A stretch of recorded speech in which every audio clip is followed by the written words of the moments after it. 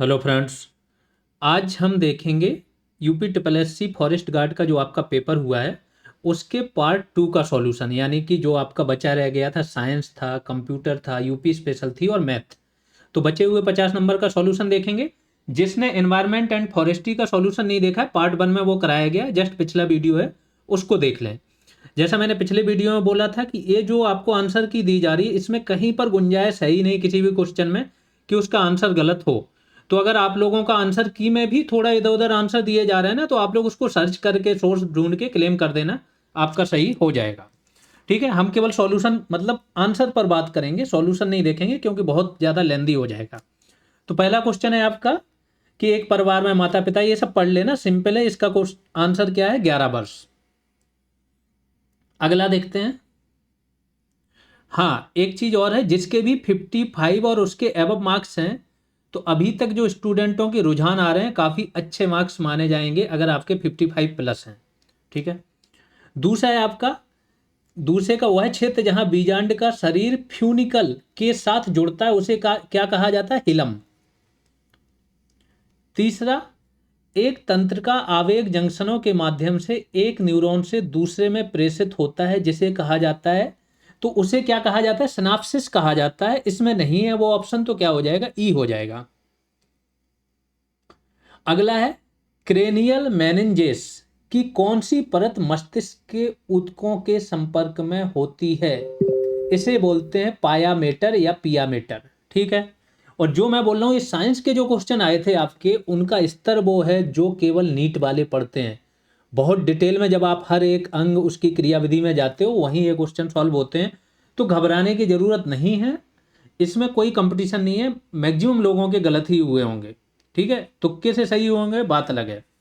55 number का answer होगा आपका डी, 15,400 स्क्वायर मीटर। 56 वाले का हो जाएगा आपका, मस्तिष्क के पृष्ठीय भाग में मुख्य रूप से 4 गोल सूजन यानी कि लोब होते हैं जिन्हें क्या कहा जाता है? Corpora quadrigemina. सी हो जाएगा इसका।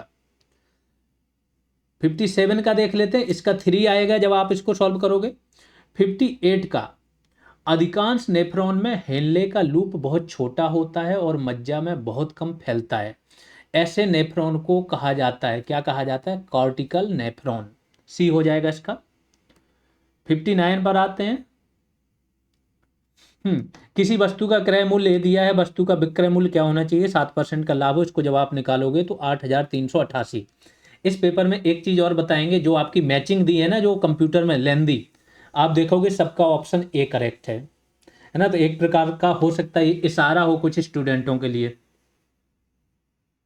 जब मैं इसको सॉल्व कर रहा था मैं देखा तो बार बार ये आ रहा था, मैं थोड़ा चौंका, लेकिन है ये, अभी दिखाऊंगा।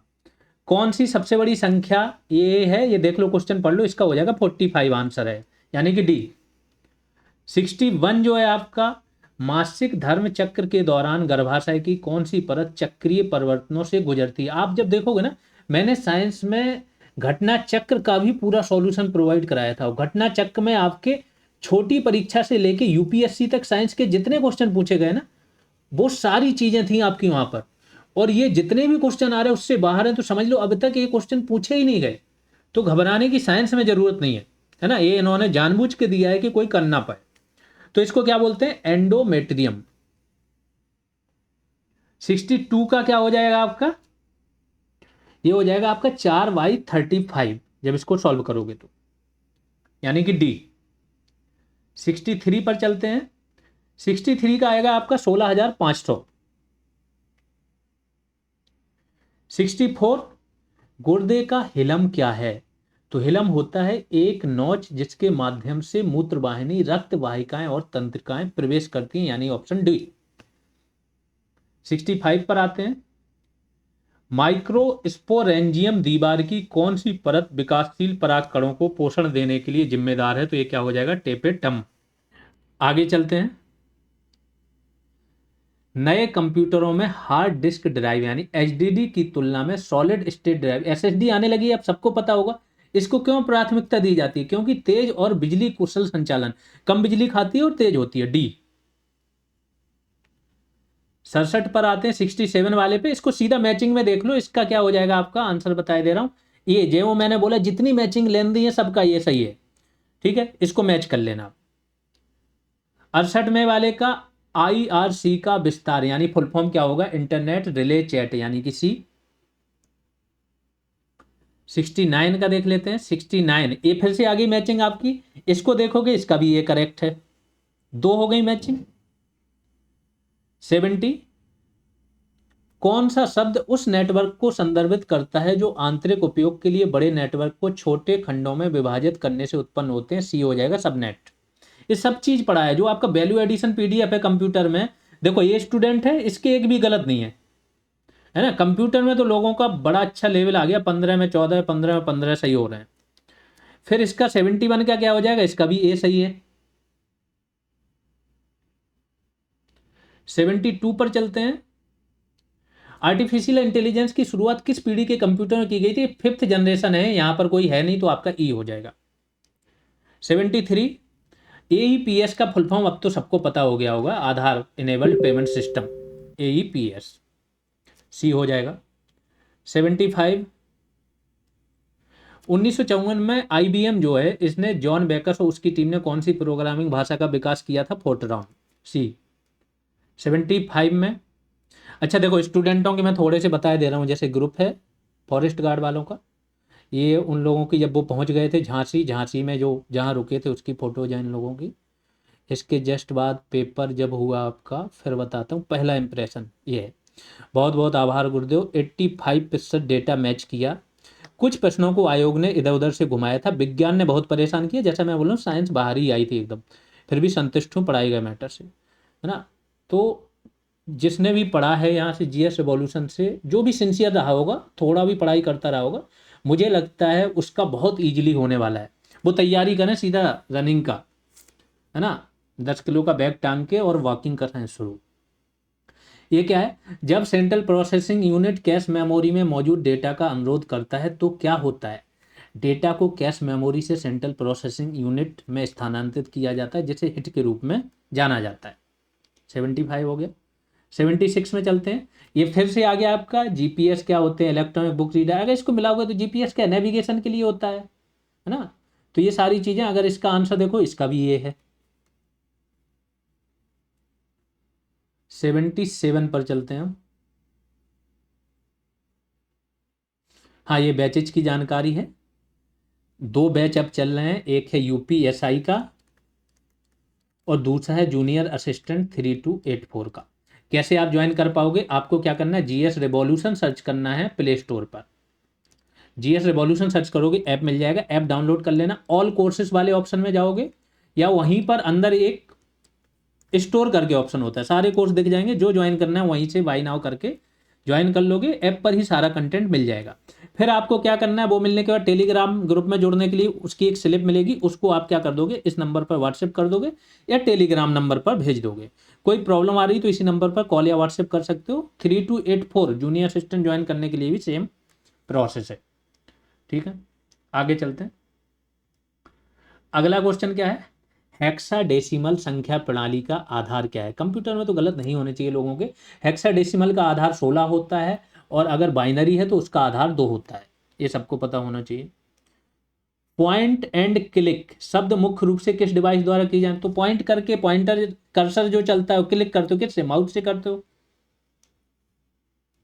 इसके बाद अब देखो कितने नॉर्मल से क्वेश्चन है। टैबलेट की एक महत्वपूर्ण हार्डवेयर विशेषता क्या है।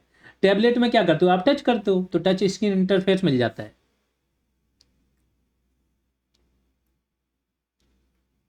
आगे चलते हैं। फिर से आ गया आपका मैचिंग वाला। वायर्ड नेटवर्क क्या होता है, मोबाइल वायरलेस क्या होता है। मोबाइल को अगर देखो तो मोबाइल में क्या होता है कि जब कोई व्यक्ति चल रहा है तो उसको कनेक्टिविटी मिल जाती है, तो ये वाला क्या हो जाएगा आपका, ए, ए भी ए हो जाएगा। अगर केवल मोबाइल पकड़ लोगे ना, मोबाइल वायरलेस नेटवर्क, तो ए का क्या हो जाएगा आपका, 2 का 1, ठीक। बी का एक के किस में है, केवल इसमें है, यहीं से पूरा सही हो जाएगा। आगे चलते हैं। उत्तर प्रदेश की किस नदी को गोरखपुर का शोक कहा जाता है। राप्ती नदी है, सबको पता होना चाहिए, राप्ती सागर एक्सप्रेस भी जाती है इसी नाम पर, गोरखपुर। 1954 में उत्तर प्रदेश के मैथिली शरण गुप्त को पद्म भूषण दिया गया था। उत्तर प्रदेश का गंगा का मैदान मुख्य रूप, गंगा का मैदान बना ही है आपका गंगा और उसकी सहायक नदियों के द्वारा जो मिट्टी लाई गई, और उस मिट्टी को क्या बोलते हैं, जलोढ़ मिट्टी, इससे बना है। 43% से ज्यादा, है ना। आगे चलते हैं। उत्तर प्रदेश के एटा जिले के बारे में निम्न में से कौन सा कथन सही है? एटा जिले के बारे में कथन जानना है तो इसका हो जाएगा बी, केवल बी सही है, यानी ऑप्शन सी होगा और सही यहाँ देखो तो बी केवल सही है। ईसन नदी, गंगा नदी यहाँ की मुख्य नदी है, ईसन नहीं होगी। 85 देखते हैं। उत्तर प्रदेश के सारनाथ में मनाए जाने वाले उत्सव के लिए कौन सा त्योहार प्रसिद्ध है? सारनाथ किसका स्थान है? महात्मा बुद्ध का। गौतम बुद्ध की पूरी लाइफ में बुद्ध पूर्णिमा जो है ना वो सबसे महत्वपूर्ण तिथि रही। उसी दिन उनका जन्म हुआ था, उसी दिन ज्ञान प्राप्ति हुई थी और उसी बुद्ध पूर्णिमा के दिन ही मृत्यु हुई थी। तो यहाँ पर किसी को शक ही नहीं होना चाहिए, ठीक है। और फिर सारनाथ भगवान बुद्ध से संबंधित है तो होली और दिवाली किसकी हो गई? हिंदू धर्म की। और शब-ए मिराज मुस्लिम धर्म का हो गया। यहाँ से भी लोगों को समझ में आ जाना चाहिए। उत्तर प्रदेश में ठंड के मौसम में वर्षा किसके कारण होती है? देखो ठंड के मौसम में केवल उत्तर प्रदेश में नहीं, जितने भी मैदानी भाग हैं यहाँ पर वर्षा होती पश्चिमी विक्षोभों के कारण। पश्चिमी विक्षोभ एक प्रकार से शीतकालीन चक्रवात होते हैं, जब दो प्रकार की हवाएं मिलती हैं, ठंडी या गर्म, तो बनते हैं पश्चिमी विक्षोभ, और उससे यहाँ पर वर्षा होती है जब वो यहाँ से गुजरते हैं। 87 में चलते हैं। उत्तर प्रदेश के आजमगढ़ जिले के बारे में निम्न में से कौन सा कथन सही है? तो ए और सी दोनों सही हैं। तमसा नदी के तट पर स्थित है और जिला मऊ जिले से घिरा है, कहाँ? उत्तर में। तो अब आजकल जिलों के बारे में डिटेल से पूछने लगे हैं कि जिलों की जानकारी आपको यूपी के होनी चाहिए। उत्तर प्रदेश में भारतेंदु हरिश्चंद्र का जन्म किस वर्ष हुआ था? तो सितंबर 1850 में हुआ था। 2011 की जनगणना के अनुसार उत्तर प्रदेश में सबसे अधिक दशकीय जनसंख्या वृद्धि दर वाला जिला है गौतम बुद्ध नगर है। 49% के लगभग दशकीय वृद्धि दर थी। और ये माइग्रेशन मेनली क्या है, लोग रोजगार के चक्कर में यहाँ नोएडा वगैरह इसी जिले में आता है, यहाँ गए थे। दूसरे नंबर पर गाजियाबाद हो जाएगा। आगे चलते हैं। अकबर के बारे में निम्न में से कौन सा कथन सही है? जिसने भी हिस्ट्री पढ़ी हो पता होगा। हुमायूं के बाद गद्दी पर बैठा था, बिल्कुल सही बात है। पानीपत की पहली लड़ाई में हेमू को हराया था, पहली नहीं थी, पहली तो बाबर ने लड़ी थी, है ना। इसने दूसरी लड़ाई थी, हाँ ये सही है, हेमू को ही हराया था, अकबर ने ही हराया था, लेकिन दूसरी लड़ाई थी, ठीक। और उसने प्रयाग का नाम बदलकर इलाहाबाद कर दिया, ये भी दीन इलाही धर्म चलाया था और फिर प्रयाग का नाम इलाहाबाद कर दिया था और फिर योगी जी ने फिर से प्रयागराज कर दिया।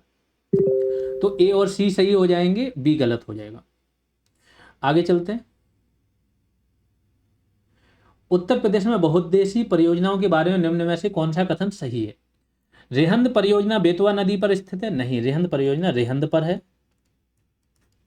राजघाट बांध परियोजना एमपी और यूपी के बीच एक संयुक्त परियोजना, बिल्कुल सही है, ललितपुर में है और दोनों की संयुक्त परियोजना, तो बी सही होगा। सी वाला माता टीला रेहंद नदी पर नहीं, माता टीला बेतवा पर है। तो यहां पर ये गलत हो जाएगा, ये गलत हो जाएगा और केवल बी सही हो जाएगा। तो ऑप्शन क्या हो जाएगा, इसका आंसर क्या हो जाएगा? केवल बी सही, ए। आगे चलते हैं। निम्न में से कौन सी प्रजाति उत्तर प्रदेश में संकटग्रस्त के रूप में वर्गीकृत है? ठीक, जब लास्ट में पेपर आने वाला था 2 दिन पहले स्टूडेंटों ने ये बोला था सर ये क्रिटिकली इंडेंजर्ड इस पे कुछ करा दो। ये क्लास में ऑलरेडी था, मैं बताता हूँ क्या था क्लास में ऑलरेडी। भारतीय घड़ियाल बताया है क्रिटिकली इंडेंजर्ड होता है। जो गिद्ध हैं, गिद्ध की 7 प्रजातियां क्रिटिकली इंडेंजर्ड हैं। तो क्रिटिकली इंडेंजर्ड आपका मतलब है बहुत ज्यादा संकटग्रस्त क्रिटिकल रूप से, तो ये तो होगा नहीं। दलदली हिरन जो है आपका, ये आपका क्या है? वल्नरेबल, यानी कि संकटग्रस्त है, तो सी हो जाएगा। और इसी के लिए आपका जो हस्तिनापुर वन्यजीव अभ्यारण्य है वो बनाया गया था शुरुआत में। और यूपी का तो राज्य पक्षी भी है, ये वो पशु है।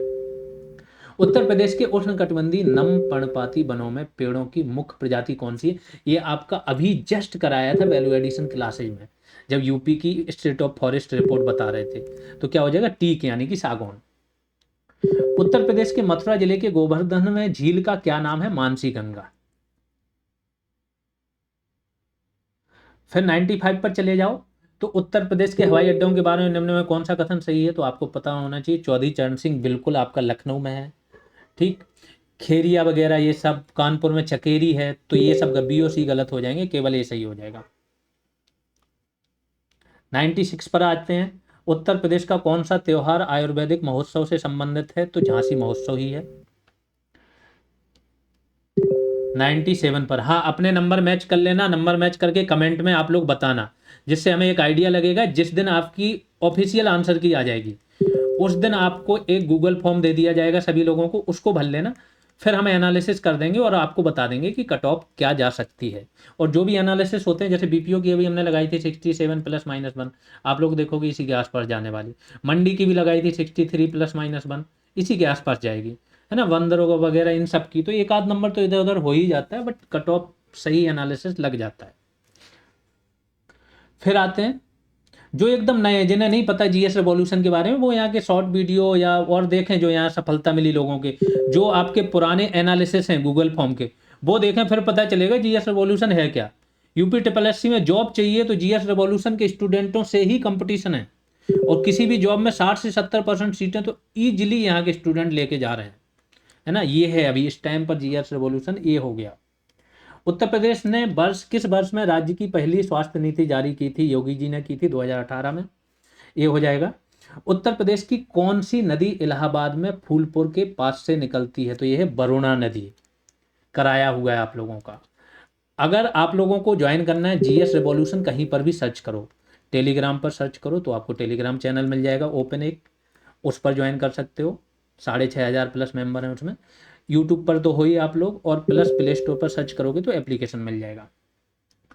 99 देख लेते हैं। उत्तर प्रदेश के हमीरपुर और झांसी में निम्न में से कौन सा खनिज पाया जाता है? मैंने बताया था पायरोफ्लाइट पाया जाता है, ये आपके खनिज बालों में बहुत अच्छे से कराया है। फिर आखिरी है, उत्तर प्रदेश के सच्चिदानंद बादशायन को ज्ञानपीठ पुरस्कार कब प्राप्त हुआ?